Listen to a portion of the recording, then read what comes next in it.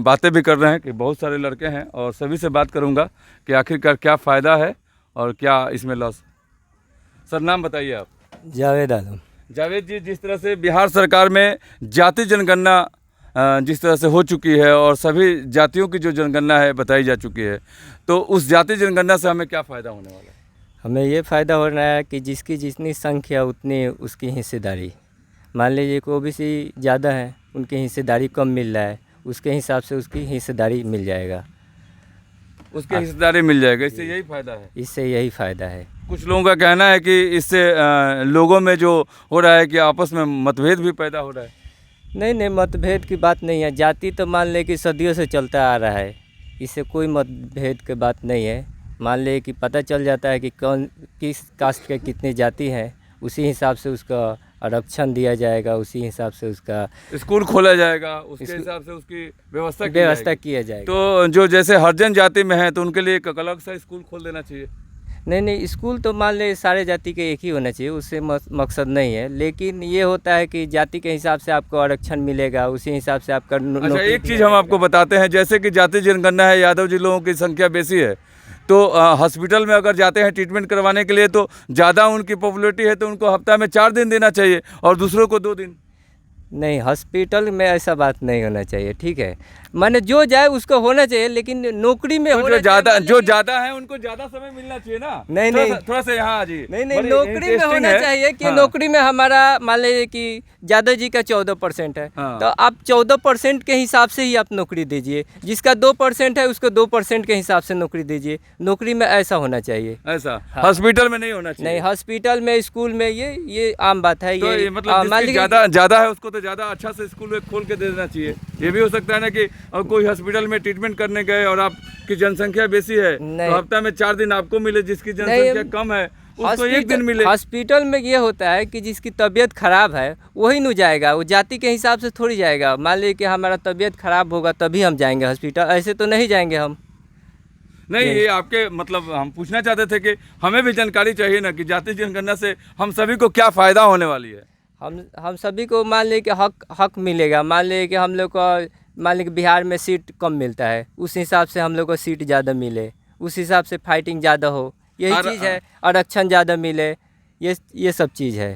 तो मतलब जिनको ज़्यादा है उनको ज़्यादा आरक्षण मिले। जो 14% है उसको 14% आरक्षण मिले, जो 18% है उसको 18% मिले, जो 36% है जिसको 36% मिले, जो 2% है उसको 2% के हिसाब से मिले। जो जितना है उसका उतना मिले। तो उसका तो किस चीज़ में जाति जनगणना से किस चीज़ में, जैसे हॉस्पिटल को आपने नहीं बांटा, पढ़ाई के जो संस्थान है उनको आपने नहीं बांटा, तो किस संस्थान को बांटना चाहिए?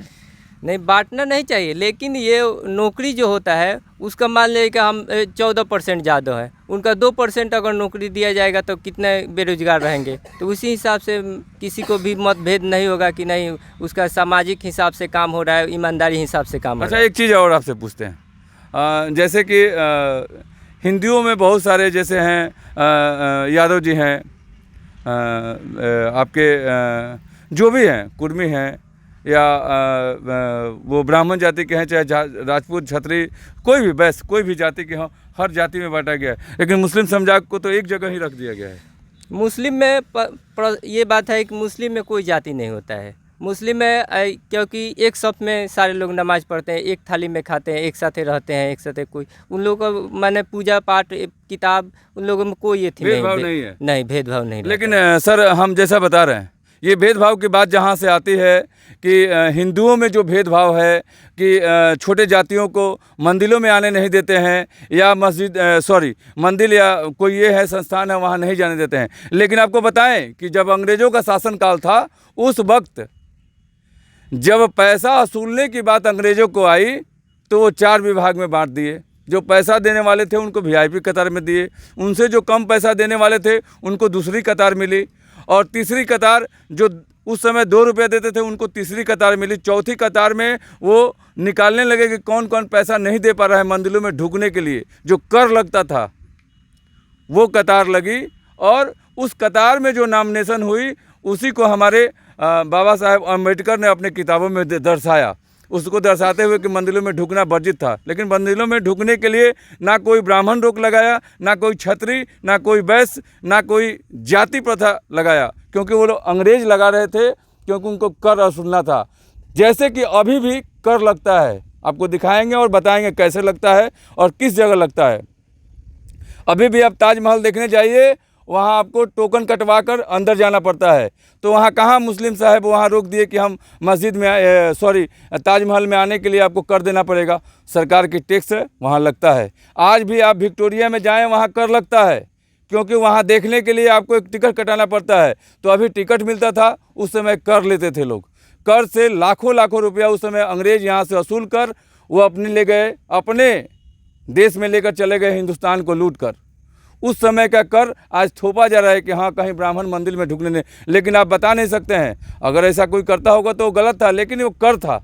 उसी तरह जैसे आप अभी बता रहे थे, तो ये कहाँ उस समय था, व्यवस्था तो नहीं था, लेकिन उसको दूसरे सांचा में हम लोगों ने ढाल दिया, कुछ लोगों ने। हाँ, कुछ लोगों ने ढाल दिया, लेकिन जो जाति के हिसाब से जैसे आप में कोई जाति नहीं है, सब जाति को जोड़कर मुस्लिम जाति का दिखाया गया है। जी। अगर वैसे ही सबको जोड़कर दिखाया जाता, और जहाँ तक देखिए मुस्लिम में क्या है कि हम लोग एक अल्लाह को मानते हैं। जी जो भी मुस्लिम में जो भी कास्ट है उसमें सारे लोग अल्लाह ही के मानते हैं। अच्छा, हिंदू में होता है कि कोई राम को मानता है, कोई रहीम को मानता है, कोई रावण को मानता है, कोई बहुत सारे चीज़ है, वो चीज़ है। अब आपको हम बता देते हैं। हिंदू में और मुस्लिम की बात जहाँ तक आ गई, मुस्लिम सभी अल्लाह को पूजते हैं और अल्लाह का नमाज अदा करते हैं और सब उनको मानते हैं। हिंदू में भगवान एक है, उनके स्वरूप अनेक हैं। जिस समय और जिस वक्त में भगवान की उत्पत्ति हुई या कभी वो यहाँ आए, उस समय को वर्णन की जाती है और उस स्वरूप को पूजा जाता है। लेकिन भगवान तो एक ही हैं,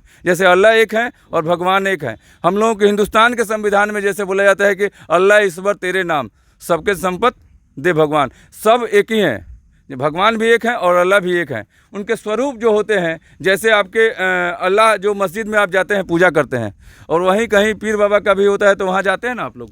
जी वो उसका बात अलग है, वो दुआ मांगते हैं, लेकिन हम अल्लाह पे ही बिलीव करते हैं। मुस्लिम सिर्फ अल्लाह पे बिलीव करते हैं। पीर साहब के पास जाते हैं जो नमाज पढ़ने या किसी हम लोग इसमें जाते हैं, तो वो क्या होता है? ये उनके वसीले से मान ले जाते हैं कि वो दूसरा स्वरूप है।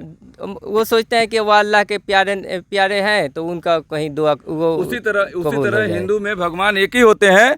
उनके जो रूप हैं, स्वरूप हैं, वो बहुत किस्म के होते हैं। उनको जब राम बनकर आए तो राम के दौर में पूजा गया, कृष्ण बनकर आए तो कृष्ण। उनके स्वरूप बहुत ज़्यादा हैं, लेकिन हैं तो भगवान एक ही। जी। तो उसी तरह जाति जनगणना में क्या और फायदा होने वाली है?